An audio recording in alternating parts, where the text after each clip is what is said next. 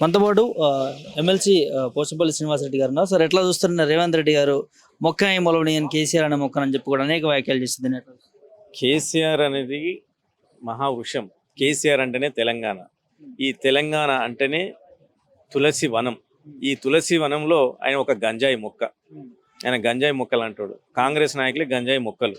ఖచ్చితంగా తెలంగాణ తెచ్చుకొని ఈ తులసి వనాన్ని చాలా అభివృద్ధి చేసుకున్నాడు. తెలంగాణ ప్రజలందరినీ కూడా 10 ఏళ్ళు అన్ని ఏ రంగంలో చూసినా కూడా అభివృద్ధి దేశంలోనే నంబర్ 1 తీసుకుపోయిన కేసీఆర్ గారు. కేసీఆర్ గారు ఆయన తిడుతున్నాను ఆయన అనుకుంటున్నాడు, కానీ కేసీఆర్కు ప్రజల్లో ఆదరణ పెంచుతున్నాడు. ఇంకా కేసీఆర్ లాంటి మహా వ్యక్తి తెలంగాణ తెచ్చిన వ్యక్తిని తిడుతున్నాడు అంటేనే తెలంగాణ ప్రజలను తిట్టినట్లు లెక్క. కేసీఆర్ వేరు, తెలంగాణ వేరు కాదు, తెలంగాణ ప్రజలు వేరు కాదు. కేసీఆర్ తెలంగాణ ప్రజలు ఒకటే. తెలంగాణను ఉద్యమం చేసి తీసుకొచ్చి మంచి పరిపాలన చేసి తీసుకొచ్చినాడు. మీరు మోసపూరితమైన వాగ్దానాలు ఇచ్చి 6 గ్యారంటీలు 420 హామీలు ఇచ్చి ప్రజలు మోసం చేసి ఓట్లు వేయించుకున్నాం. ప్రజలందరూ కూడా గ్రహించారు. ఇప్పుడు ప్రజలందరూ కూడా మేము మోసపోయినాం, ఇబ్బంది పడుతున్నామని అన్ని రంగాల ప్రజలు రోడ్ల మీదకి వచ్చి ధర్నాలు చేస్తున్నారు. దీన్ని ఇప్పటికైనా గ్రహించి పరిపాలన పైన దృష్టి పెట్టి నువ్వు ఇచ్చిన 6 గ్యారంటీలు అమలు చేసే ప్రయత్నం చేయి. ఈ తిట్లు పూరంగాలు అందరికీ తెలంగాణ ప్రజలందరూ కూడా వచ్చినాయి.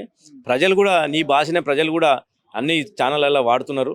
ఇంకా ముందు పోతే నీకు ఖచ్చితంగా నీకు ప్రజలు భర్తం బట్టే టైం దగ్గర పడ్డది. పదే ఏ మీటింగ్ లో కేసీఆర్ పేరు ప్రస్తావిస్తా ఉన్నది దీని వెనక ఏముంది అనుకోవచ్చు సార్? కేసీఆర్ని తిట్టడం, కేసీఆర్ పేరు ప్రస్తావన తీసుకుంటే నేను కేసీఆర్ అంత స్థాయి అని చెప్పించుకునే ప్రయత్నంలో ఉన్నారు. నీ స్థాయి నువ్వు కేటీఆర్ హరీష్ రావు స్థాయి కాదనేది ప్రజలు నిర్ణయించుకుంటారు. నీ స్థాయి అంతా నాది కేసీఆర్ అంత స్థాయికి పోవాలి, నా కేసీఆర్ స్థాయి అంత పేరు తెచ్చుకోవాలనుకుంటే కేసీఆర్ స్థాయి అంత పని చేయి. నువ్వు పని చేస్తే నీకు పేరు వస్తుంది. నువ్వు పని చేయకుండా తిడితే పేర్లు వస్తుంది, పోరాడితే కాదు. నాకు తెలిసి నేను ఎదిగి నుంచి నేను 40 సంవత్సరాలకి ఎదుగు చూసినా కంటే ఇట్లాంటి తిట్ల ముఖ్యమంత్రి నేను ఎప్పుడు చూడలే, ఇంకా చూడం కూడా. ఇట్లాంటి ముఖ్యమంత్రి మళ్ళీ ఫ్యూచర్లో కూడా చూడం. ఈయన తిట్ల బూతుల ముఖ్యమంత్రి. ఎందుకంటే స్కూల్ పిల్లలు చర్చించుకుంటున్నారు, కాలేజ్ పిల్లలు చర్చించుకుంటారు. ఏది మన ముఖ్యమంత్రి? రేపు వేరే రాష్ట్రాలకు కానీ వేరే దేశం పోతే మీ ముఖ్యమంత్రి ఎవరంటే బూతుల ముఖ్యమంత్రి అనే కాడికి ఈ రోజు వచ్చింది. మళ్ళీ సోనియా గాంధీ గురించి కూడా కొన్ని ఘాటు వ్యాఖ్యలు చేసి తెలంగాణ ఇచ్చింది కాళ్ళు గడిగి నెత్తిలో పోసుకోవాలంటూ కూడా దాన్ని ఎట్లా?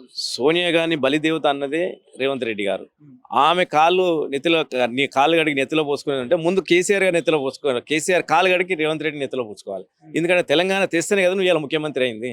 నువ్వు పీసీసీ ప్రెసిడెంట్ అయింది తెలంగాణ. కేసీఆర్ తెలంగాణ తేకపోతే నువ్వు ముఖ్యమంత్రి అయ్యేటోడు కాదు, నువ్వు ఏది కాదు. చంద్రబాబు నాయుడు దగ్గర ఒక ఎమ్మెల్యేగానో ఎమ్మెల్సీగానో ఉండేటోడు మేము. సో కాబట్టి కేసీఆర్ తెలంగాణ తెచ్చింది కాబట్టి నీకు ఈ అవకాశం వచ్చింది. కాబట్టి ముందుగా కేసీఆర్ యొక్క కాలు గడికి నెత్తిలో పోసుకోవాలి.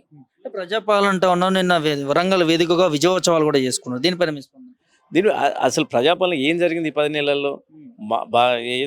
ఏంటి రేపులు, మర్డర్లు, దోపిడీలు.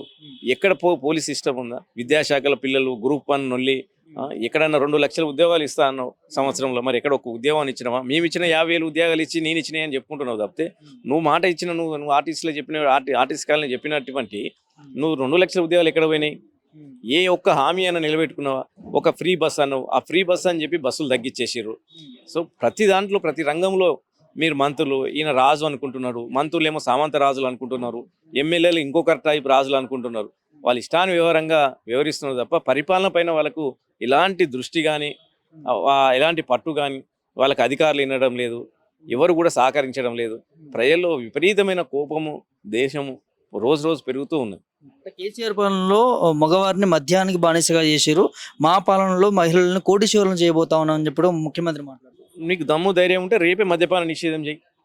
నువ్వు అంటున్నావు కదా మగవాళ్ళు అది చేసినావు అంటున్నావు కదా, నువ్వు రేపు మద్యపాన నిషేధం, నీ చేతిలో అధికారం ఉంది కదా, రేపు మద్యపాన నిషేధం చేయి. చేసేటప్పుడు నేను నమ్ముతారు ప్రజలు. రేపు మద్యపాన నిషేధించు, నీకు దమ్ము ఉంటే అది చేసి చూపించు. ఆడవాళ్ళ కోటీశ్వరులు ఎవరు చేసారు?